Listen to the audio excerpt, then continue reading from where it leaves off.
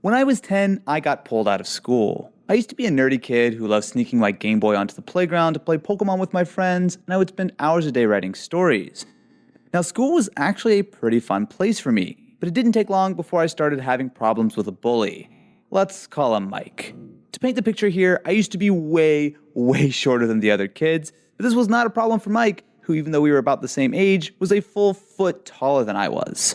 One day when we were on recess, he walked up and called me short, which I proceeded to call him big and dumb, or something like that. I mean, obviously the details aren't super important, right?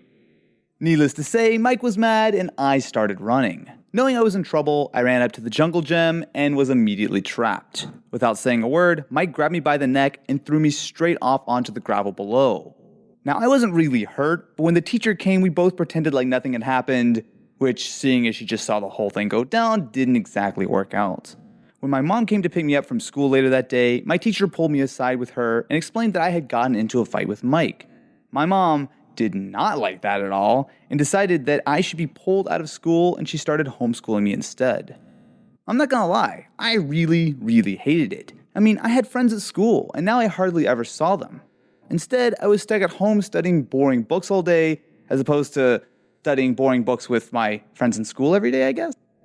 But what I did have were my stories. Every afternoon, the second I was done with schoolwork, I sprinted to our giant old computer and got lost writing story after story. It was all I really cared about, living out fantasies of an awesome life and dreaming about being able to write an actual book one day.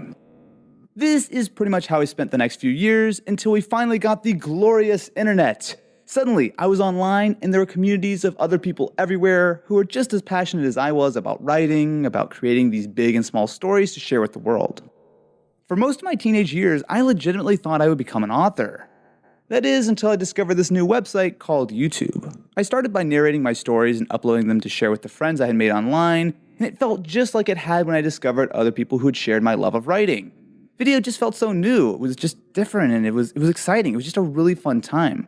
Before long, one of my online friends pointed me in a different direction, tech videos. I had loved tech since my very first Game Boy, and the idea that I could use my incredibly basic video skills got me amped. I jumped headfirst into making YouTube videos every spare minute I had, all of which conveniently without, mentioning this to my parents.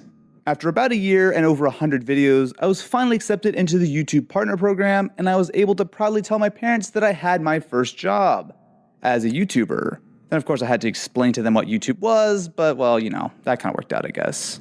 Sometimes I think back to that day on the playground and wonder how different my life would have been if I hadn't gotten in that fight. As sad as I was being homeschooled, I honestly don't think I'd be the person I am today without the time to really focus on my passion. But I mean, who knows, right?